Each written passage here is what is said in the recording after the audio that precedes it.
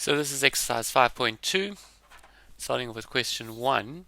Find the gradient and the y-intercept of these lines. Now, to find using the equation the gradient and the y-intercept, you need to have the equation in the y is equal to mx plus c form, where your m is your gradient or your slope and your c is your y-intercept.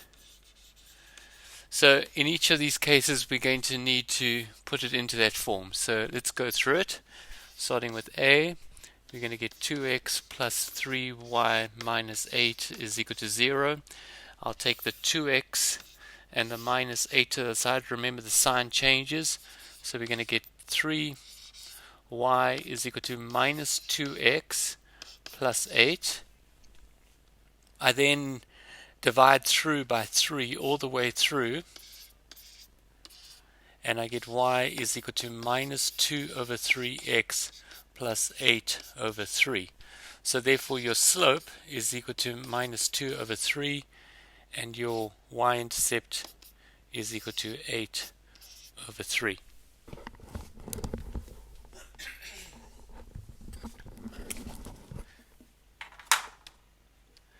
Looking at B, we've got 3x minus 2y is equal to 6. We would need to multiply this out to get 3x minus 6y is equal to 6. We can take our 3x over to the other side, so I get minus 6y is equal to minus 3x plus 6. I then divide my both sides by minus 6, and I get y is equal to, now this minus 3 divided by minus 6, obviously the minuses become positive, and you're going to get 3 divided by 6, which is a half, so you're going to have a half x plus 1. So your slope is going to equal 1 half, and your y-intercept is going to equal 1. Question C, 2y is equal to 5. So we're going to get y is equal to 5 over 2, or 2.5. Now we know that this graph will actually be the line going through 2.5. So if that's 1, 2, it will be something like that. Now, when you look at that, that has got a slope of 0. A straight line parallel to your x-axis has got a slope of 0 because, remember, your slope is equal to your change in y over your change in x. And your change in y is 0 as you go from 2 points. So if I go, say, from that point through to that point, I'll have a change in x there of a certain amount, but I have 0 change in y, so my change in y is equal to 0. So it's 0 divided by a change of x, so it's going to equal 0. So here your slope is going to equal 0, and your y-intercept will equal 5 over 2, or 2.5. Just a point of interest, if I had, what about x is equal to 2? Now that graph would be something like this, y and x, and it would go through the 2 line there. Let me make that 2. Now here we have, if we look at it, firstly you don't have any y-intercept, it never crosses the y-intercept, so there's, talking about C, that makes no sense. There's no y-intercept, it never crosses the y-axis. For your gradient, what you're going to have, if you have a between 2 points, say you're going from that point to that point, your change in y would be that length there. But what about your change in x? Your change in x would actually be 0 because you're not going anywhere in the x along the x-axis. So your slope, which is equal to your change in y over your change in x, would equal some value for your change in y divided by 0. Now whenever we divide by 0, that is infinity. It's not possible to get a value for that, so we call that infinity because 0 can go into any value and an infinite number of times. So those are like 2 special cases. Looking at D, we have 2x minus 6y over 3 is equal to 4 plus y. Now here I'll get rid of this 3 by multiplying both sides through by 3. So when I multiply by 3 here, that cancels that, and I'm going to have to multiply that all by 3. So I'm going to get 2x minus 6y is equal to 12 plus 3y. And now I just need to solve for this. I can take my x's over to there and my y's over to here. So I'm going to get minus 6y minus 3y is equal to minus 2x plus 12, like that. And then I'm guessing this is going to be minus 9y is equal to minus 2x plus 12. And then I divide through by minus 9. Minus 9, that becomes y. This becomes a minus divided by minus is positive, so it's 2/9 x. And then I get 12 divided by minus 9, so it's minus. And 3 goes into both, so it's actually 4 over 3, like that. So your slope would equal 2 over 9, and your y-intercept would be minus 4 over 3, like that.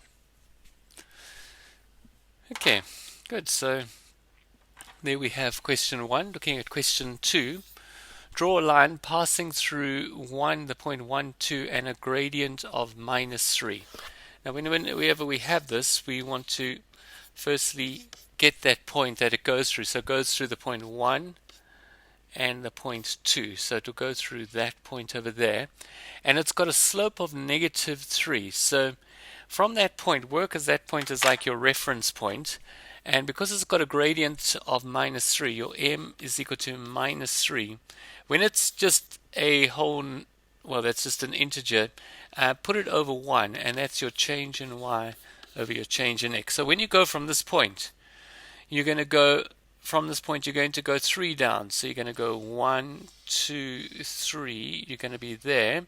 And then you're going to go 1 across. So your change in y is going to equal minus 3, and your change in x is going to equal 1. So you're going to go 1 across to over there.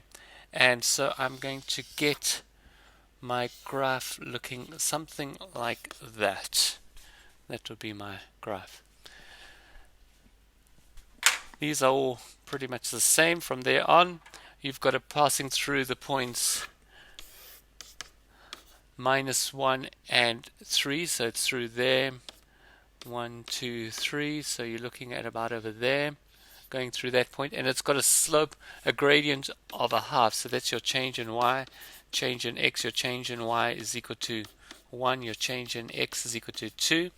So you're going to go across 2 and up 1. So however you like to do it, this over here is your reference point, so you're going across 2, so it's 1, 2, and then you're going up 1, so you're over there, and your line will look something like that. Obviously you will do this all with a ruler, and it will be nice and neat and accurate.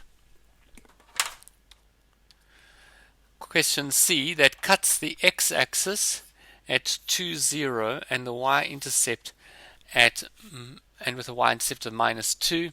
Well, that's very straightforward. We're going to have y and x. It's going to cross the x-axis at 2, 0, so it's 1, 2. It's going to be over there, and it's got a y-intercept of minus 2, so it's there. So it will be that graph over there, like that. Then it says we need to write down the equations of the lines for question 2. So here it would have been better if I'd done this before straight away when I had the diagrams, but let's just say we had this would be y is equal to minus 3x plus c. Now I can put in this value here to find out what my c is going to be. So 2, this is y and this is x. 2 is equal to minus 3 times 1 plus c. So that's going to be minus 3. Take it over, it's going to become plus 3, it's going to equal 5. So your equation will equal y is equal to minus 3x plus 5, like that. For B, we're going to get a similar thing. We're going to get y is equal to 1/2 x plus c. We want to work it out on that. We can put 3 is equal to 1/2 times negative 1 plus c. So that's going to be negative a half here. We bring it over, it's going to become plus a half, so it's going to be 3.5 is equal to c. Y is equal to 1/2 x plus 3.5, like that. And then for c, we have it that it cuts the y-intercept at -2. So I can straight away write y is equal to mx minus 2, and then I can substitute this value in.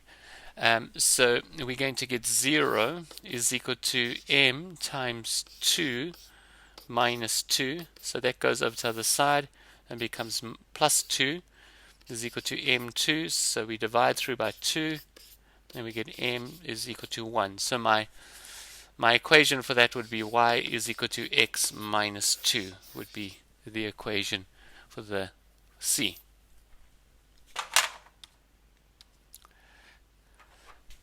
Question 4, it says consider the line y is equal to minus 1/3 x plus 5. It says the points 5 and r and s and o lie on the line. Write down the values of r and s. So we've got the equation is y is equal to minus 1/3 x plus 5. So firstly, looking at point A, we've got 5 and r.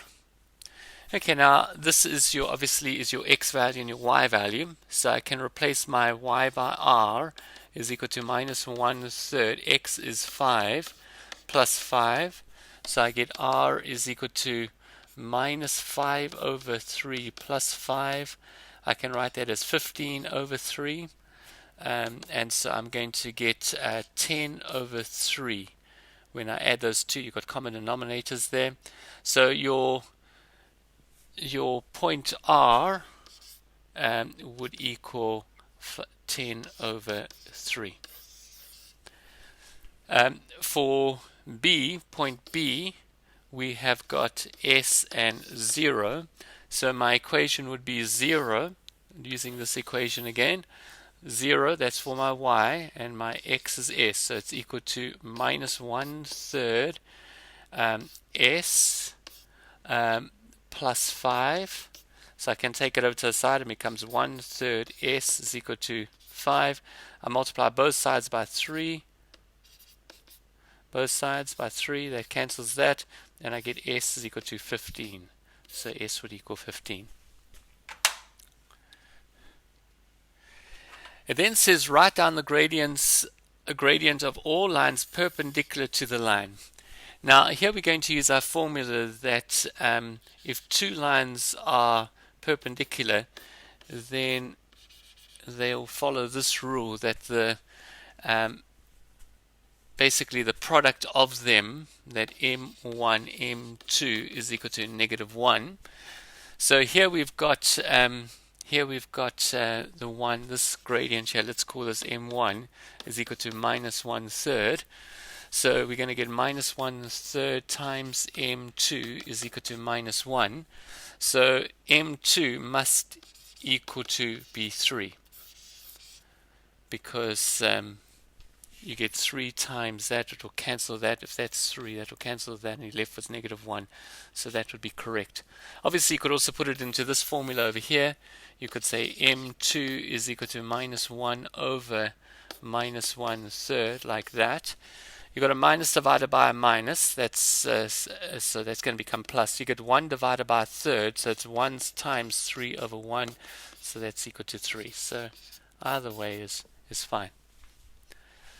And then it says write down the equation of L in the form ax plus by plus d is equal to 0. And where you've got all your a, b, and d are all integers. So looking at this, we get y is equal to minus 1/3x plus 5. So the first thing probably is I want to get rid of the third because I need them to be integers. So I'll multiply the whole equation through by 3. So I'm going to get 3y minus, is equal to minus x plus 15. And then I need to take it over to the other side. So I take it over the x, that becomes plus x. And then I've got plus 3y minus 15